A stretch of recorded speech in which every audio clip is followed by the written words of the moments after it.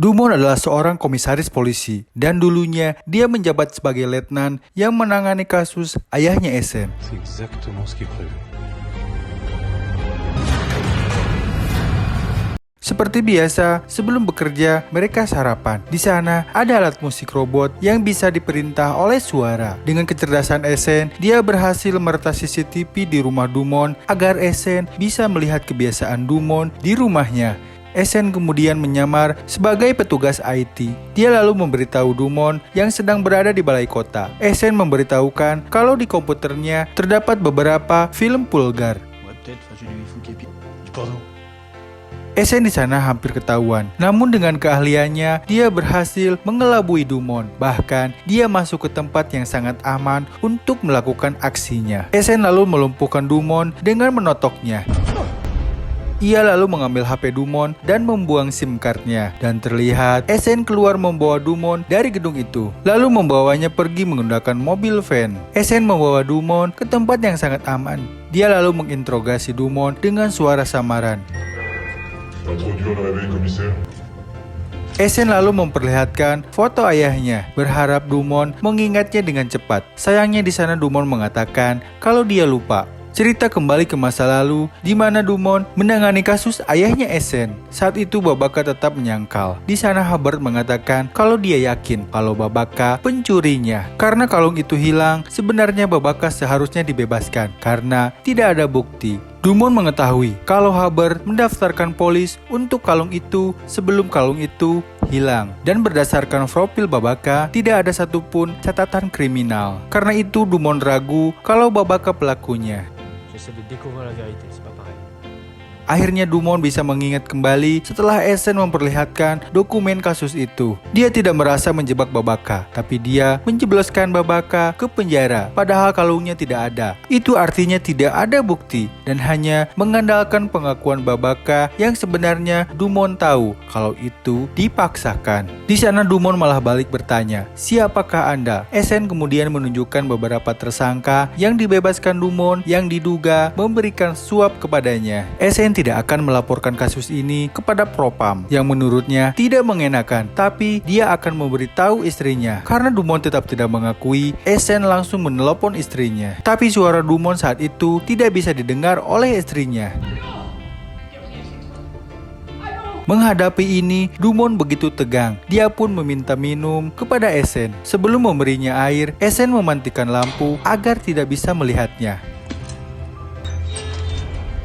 Semua polisi dibuat sibuk setelah hilangnya Dumont yang terakhir terlihat di balai kota.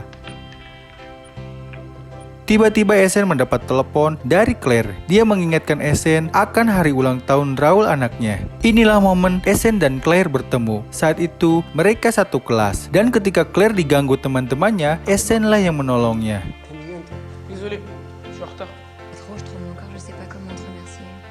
Terlihat polisi mendapatkan sedikit petunjuk dari mobil van yang berputar-putar di balai kota. Wajah Essen tertangkap CCTV, namun tidak begitu jelas. Joseph lalu memberitahu kalau ponsel polisi menggunakan chipset dan GPS yang mempunyai baterai otonom. Jadi kemungkinan mereka bisa melacak Dumont. Kembali ke Essen yang terpancing emosinya karena Dumont bersikeras tidak mengakui kejahatan kepada ayahnya.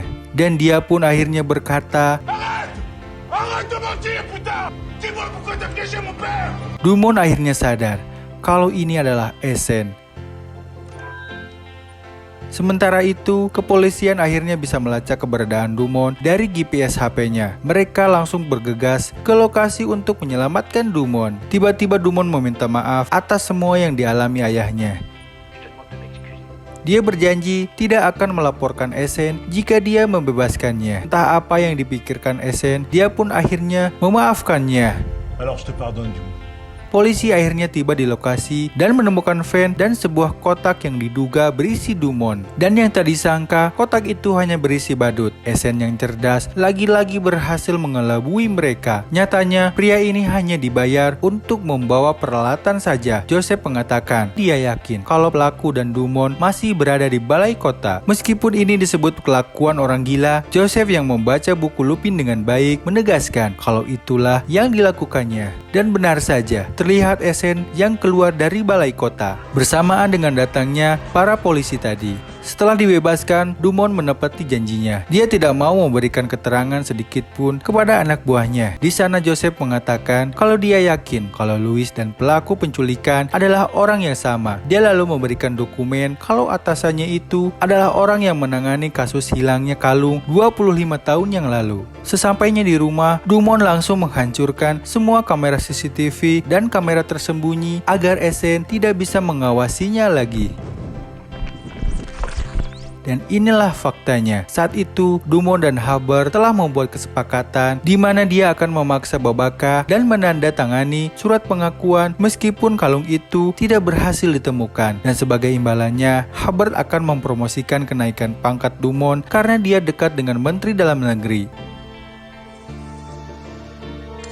Terlihat Dumont yang menghubungi Haber untuk membicarakan kalung tersebut. Dia mengatakan kalau ada orang lain yang terlibat, dan saat istrinya datang, mereka terkejut karena alat pemutar musik itu telah diretas oleh Esen.